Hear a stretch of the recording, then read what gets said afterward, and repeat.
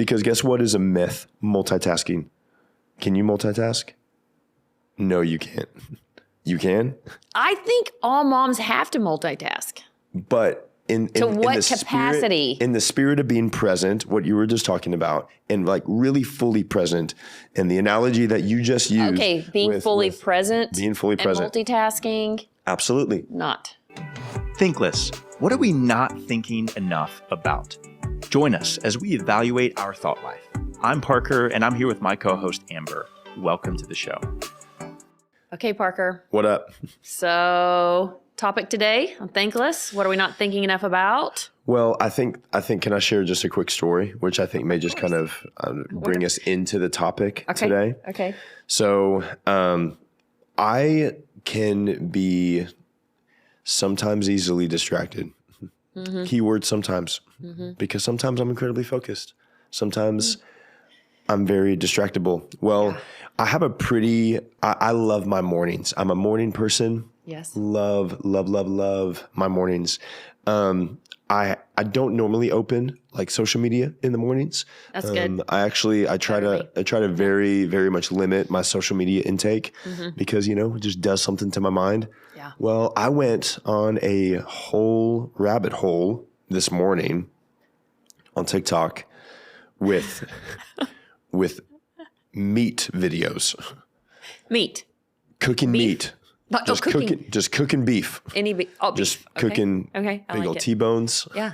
Cooking Did you these. learn anything? Well, first off, I love meat. Okay. This is good. I eat a lot of meat. Love meat. Okay. But there are some incredibly creative ways to cook meat. Oh.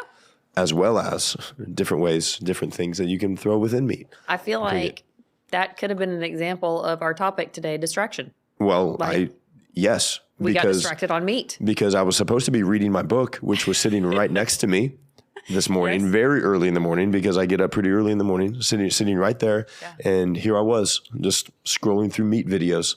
It's like you know what? It happens to the best of us. It does. Cheers. It happens. Cheers. Cheers to watching cooking meat videos while you should be doing. Yes. While I should be disciplined and not distracted. Yes. So anyway, that's my example today. Yeah, I like it. I actually could take up this entire podcast over the ways I get distracted on a day.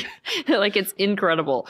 It's probably one of my favorite topics is distraction because I struggle with it so much. Yeah.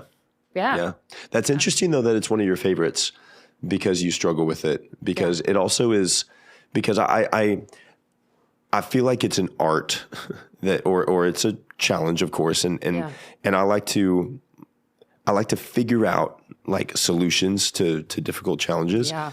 But also because I see it because it's very real for me where it's very easy just to kind of exist and just to flippantly scroll or just, you know what, another way I can get distracted is just through conversation is just by, I'm trying to get something done, but yet I much rather have a conversation. So I'm normally distracted by the things that I like to do rather than disciplined by the things that I need to do. So anyway, it is one of my favorites, but it is my greatest challenge. Yeah. I mean, distraction is the nemesis of all of our successes, right? Like if you can get distracted off of what you're trying to achieve, there's no success in that, right? So my faith is super important to me. So I feel like distractions come from, not from God to distract us into something different. I think distractions are always to get us off of focus on what we're supposed to be doing. But I do think there is beauty in distractions as well when you don't allow them to just bog you down. When you can recognize them, know that you get distracted, be able to find it quick and set in a discipline, right? So distractions for a long time I hated. I hated that about myself. I hated that I was so easily distracted. And the whole concept of this podcast is what are we not thinking enough about? And it's easy for us to go like, I just want to think about the things that I'm good at and what I know and think I know and know it all, blah, blah, blah, versus what could I think more on in a strategic, positive way that's not positive right now in my life? How do I take that one thing that I'm not really great at and turn it to a positive? Yeah. That's distractions for me. And that also goes to something that I really feel like in my faith that the Lord was talking to me about when I was writing a Bible study on women's leadership. And the topic was strengths and weaknesses, right? And Tom Rath has a really great assessment called Strength Finders 2.0. Yep. And has a book to it. And the premise of it is, you know, if we were to stay focused on our top 5 strengths, we'd be 5 times more productive than if we were to focus on the one thing we're not good at. Okay. So knowing what your strengths are and staying there, you're more productive in doing that. So I did that, and I was studying strengths and weaknesses. And every turn of the year, my family sits down and we write goals. And this particular year, we had wrote them on our mirrors, like what our goals were, but then we also write something that we want to improve on this year. And typically, that's a weakness of yours, right? And as I was writing this study, the Lord said to me, where is my power made perfect? Is it in your strength or is it in your weakness? And I was like, it's in our weakness that your strength is made perfect, right? So he said, what do you have on all of your mirrors? And I was like, well, I mean, our goals and then what we want to work on. And he said, but what have I given you that set you apart? And I was like, that would be our strengths. And he said, okay, then I think you should go back and focus on your strengths, not your weakness. And in your weakness, allow my power to be made perfect in those. So in the distractions was a shortcoming of mine, so to speak. So then I said, how do I invite the Lord into that to turn that to a positive in my life, that his power be made perfect in my distractions and use it for me instead of against me. So distractions for me had a whole new look on them. The way that I approached them, the way that I looked at it. And I tried to stay in my strengths predominantly. And then knowing I'm going to be distracted and asking the Lord to help me in those distractions to maximize those distractions through him. So that's how it became a positive in my life and why I like to talk about it now. Well, that's incredible perspective because I think because distractions, once again, can be flippant. But if we put thought to, okay, like, am I conscious about when I'm distracted? So can I be able to like see like, okay, like I'm working hard and then I get distracted. Am I able to see my distraction as ultimately something like that I can like physically see? So I can put like a name to it and I can say, okay, Lord, I need help here. I need help with this. Because I have kind of separated myself from the distraction in my mind. I'm able to do that because, so as you said, you're easily distracted. I'm easily distracted. And I think how you worked into being able to recognize and see those distractions is great. My wife and I, we have a little exercise that we do fairly regularly. We used to do it more in our marriage. So this is me challenging myself to do this again. But it's been several months since we've done this. But we sit across the table, similar to how we're doing right now. And we ask each other the question, what's it like to be on the other side of me when blank? Like when I'm happy, when I'm distracted, when I'm stressed, when I'm doing the dishes, when I'm like whatever example for sure you bring up. And so that's a very honest time for us. And we set the expectation prior going into that. Ultimately, hey, one thing, no name calling. No name calling. Don't justify your answer. Like, don't justify why you maybe do something. Ultimately, this is what I see being on the other side of you. And so that's been a really helpful tool. So if you're listening right now, that's a really, really helpful tool to be able to gain self-awareness. If you're willing to receive, you have to be willing to receive. Yeah. So, but one of the things that she said was you're incredibly distracted when it's just you and I like sitting on the couch at home, because at home you always feel like you need to be doing something for the home, doing something in the home. Like I'm not the biggest fan on like gender roles. Yeah. Like I do the dishes. Yeah. It's easy for me. I just think about it. So I do them. Yeah. Like no one has to tell me pull to your do part. it. Yeah. Exactly. Right. Like no one has to, like my wife just does, like Well, marriage is supposed to be a teamwork. So it's supposed to be teamwork for sure. Wherever there's a shortcoming or wherever there's a lack of in a team, the other one picks up. So Yes. I think it should be by definition, not gender roles, but a team method in marriage. Yes. So anyway, so she said you just get incredibly distracted with things to do around. Like you don't ultimately like, I just want you to sit and be with me on the couch, but you can't. Do you say, do we have a time limit on that? I look, babe, What? I can hit 20 minutes. Yeah. Like, can we start with 10? Yes. And then build up to 20? Yes. Like, Yes. is that how that goes? Yeah. Well, probably should. That's good feedback. I might take that into it because my wife loves to, like, her love language is quality time, and my love language is acts of service. Yeah. So I'm gonna be busy doing, because it's just easy and natural for me, but also it's a distraction for me as well, because it's hard to just sit. Yeah. But I want to, because I love my wife, so I want to just sit and be with my wife. But the distraction in me, although once again they're not bad distractions, like all of these things are good. Yeah. Like distractions don't have to be bad.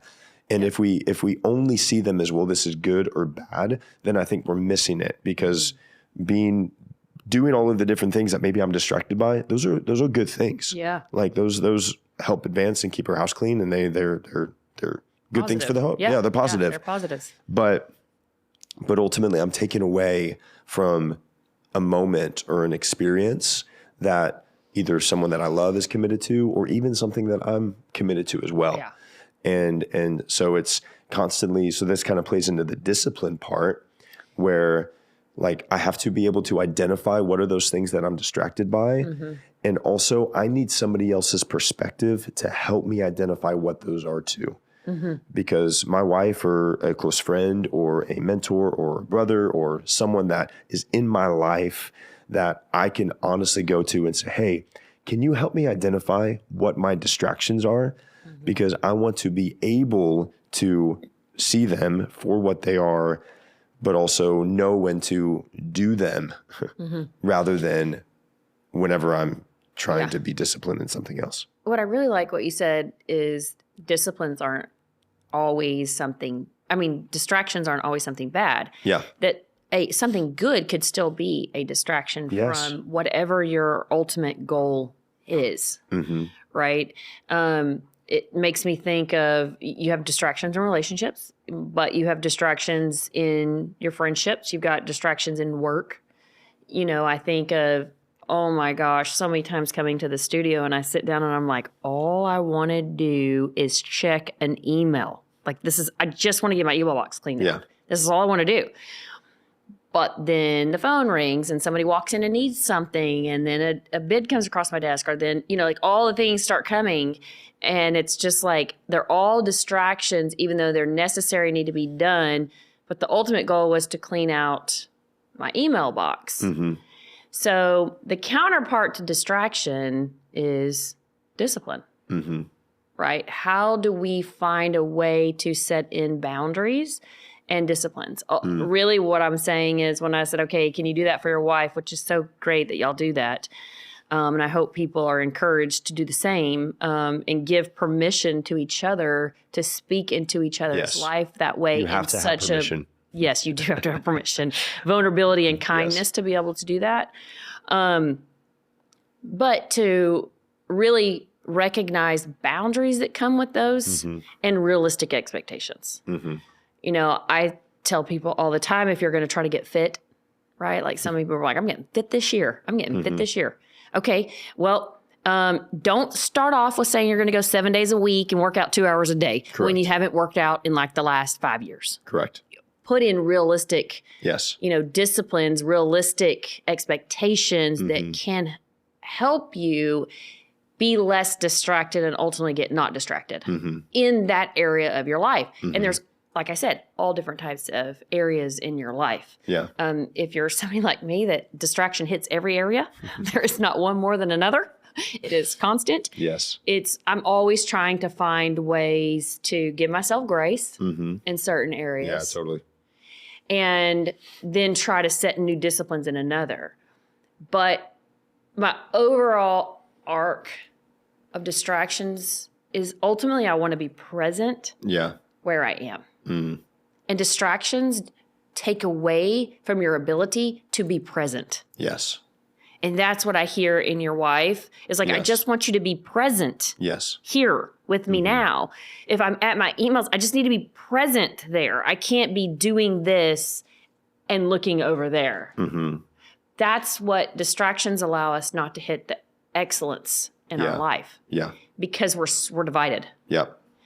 And when seeing it that way, you're like, okay, then just in my work today, I'm going to go in and I'm going to spend a real discipline for at least 15 minutes. The first 15 minutes, this is all I'm doing. I don't care what comes. This is what I'm going to do. And how much do we have to do that with our time with the Lord? Like for me, it's incredible how distracted you can get when you sit down and open the Word. You're like, all of a sudden, everything is now. It needs to be done now. Totally. And you're like, I just need 5 minutes to focus on this. Yeah. Those are disciplines that you have to put in. Yep. Set a clock, time yourself, put notes, reminders, clocks on your phone to remind you that this is what you said you were going to do, to try to rid a few of the distractions. Not all of them, but sometimes distractions can give you a break too. Well, they can. And I was actually about to say, how can we almost plan and structure when we could be distracted? So let me back up.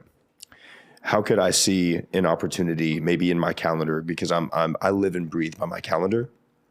And I was working with one of my team members yesterday because she has felt this exact way. She's like, I have all these things. I feel distracted. I can't prioritize. Yeah. And so I was walking her through kind of the urgent and important conversation is how can we identify the things that are urgent and important? How can we identify the things that are urgent, not important? How can we identify the things that are not important but urgent? And how can we identify the things that are not important and not urgent? Like how can we really clarify and all of the different things that you do in those categories? And so we were working through that. But we also talked about, okay, what are the things that you're distracted by?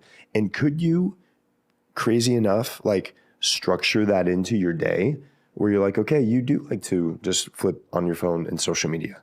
Okay, well, maybe you set aside, maybe you have like planned time where you do that. So you almost see it as like a reward for like doing all and being focused and doing all the different things. It puts a boundary and allows you to focus more when there is some sort of structure to it.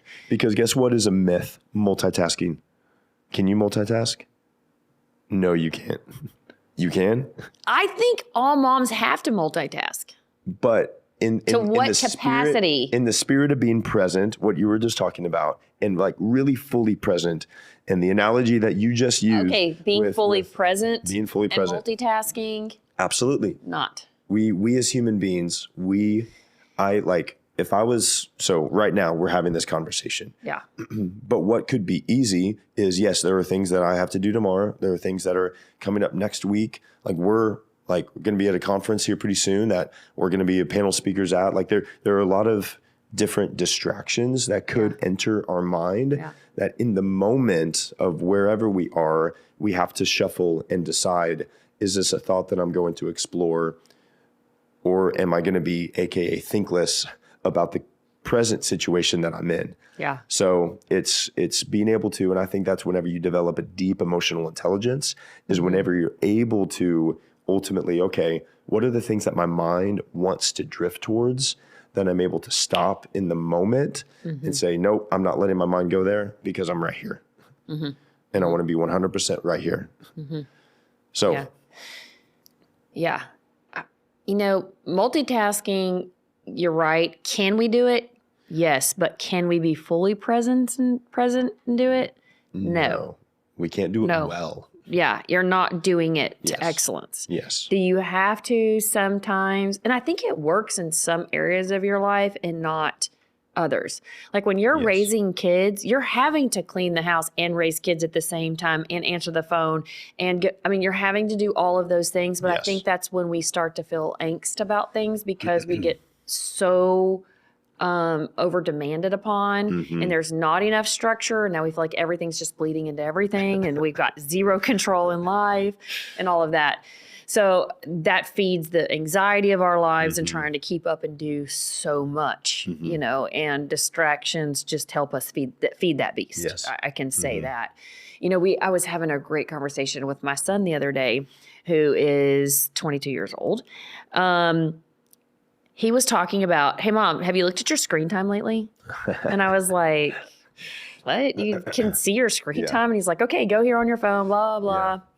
And he's like, you can see like how much time you've spent on certain apps and stuff. And I was like, oh my gosh, the phone is such a time eater. Yes. It's such a distraction from productivity. It is. Literally, you will look down and you're like, how have I been 30 minutes? Like 30 minutes of your day, if we all got 24 hours in a day and half of those were sleeping, well, not half, but close. You really don't have. I wish it was 12 hours. Yeah. You really don't have that much time in a day to be productive. And if you're spending a big chunk of that on scrolling over drama, or I don't know what we're doing. Yeah, over cooking meat. Right? And we're like, all of a sudden it's gone when you could have been doing something productive with that time. And my son goes, I was so bad on TikTok that I would just, they have a name for it. I'm going to get, I'm going to age myself. I know, me too. It's like, I don't know. Something trolling. I don't know. Aimlessly trolling. I don't know what it is. Whatever he said it was is what it is. And he goes, I've literally had to put a timer on my phone that I can only be on it for an hour. You can do that on your apps. Yes. So you can put on there, you can only look at this so many hours a day. So you're not distracted by the devices in our hand. So there's an app. It's called OneSec, like ONESEC, OneSec. Hold on 1 sec, like that type of. Yeah. And for anyone listening right now, you should absolutely look up this application right now. Okay. Amber, you should look up this application too. I'm going to get it. I'm giving you permission to pause this episode if you're listening. and get it. Is that good? Get it. Is that good? Is that good? It's changed my life. So ultimately, it integrates within all your different applications through shortcuts, and you're able to set an intervention. So the moment you click an app, you can set an intervention where it walks you through a breathing exercise, or it shares a quote, or you're able to, so it takes time, and you can set that amount of time. Yeah. It takes time from the moment you click the app to the moment you enter the app. It also can walk you through a series of questions of, do you really want to go to Instagram? Or do you want to go to your books? Or do you want to read the Bible? Or do you want to, you can customize all of these different things. And so right now on my phone, I have a 40-second intervention that walks me through a breathing exercise. That asks me a couple different questions. What's this asks me what the intention of my, going into this app is. I have to write down my intention.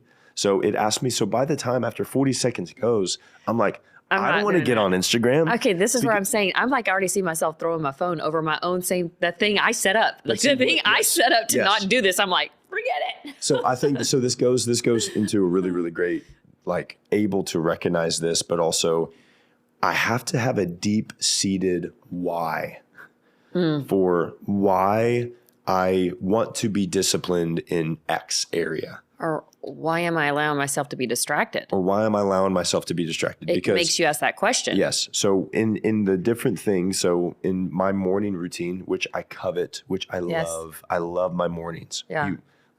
My mornings are my time. It's before my wife wakes up, before my son wakes up, before it is my time. I'm an early morning guy. I love it. But the reason why I want to read a book is because I love to read.